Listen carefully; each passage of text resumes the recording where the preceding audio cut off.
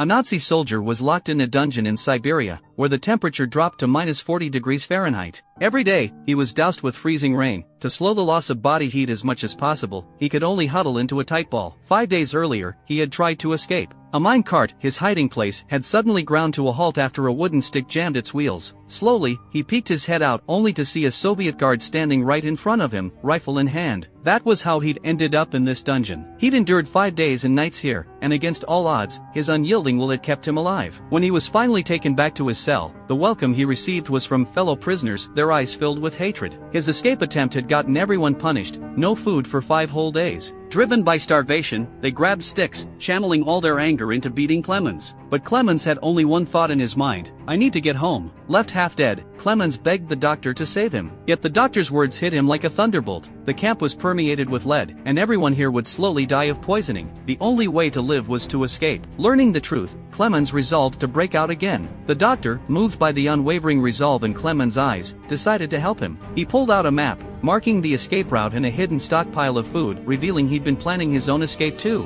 Tragically, he'd recently discovered he had cancer, so he'd chosen to pass his chance at survival to Clemens, only asking that Clemens visit his family on his behalf. He handed over all his supplies to Clemens. On a snowy, wind-whipped night, Clemens fled this living hell. He found the supplies the doctor had hidden in a pile of rocks, then plunged into the vast. To avoid getting lost, he stopped every so often to check his compass. His only goal remained home. Suddenly, the barking of dogs echoed behind him. His pursuers were closing in. In the distance, 2 dog sleds raced toward him. Clemens tossed his backpack aside and ran for his life, but 2 legs stood no chance against 4. He stumbled and fell,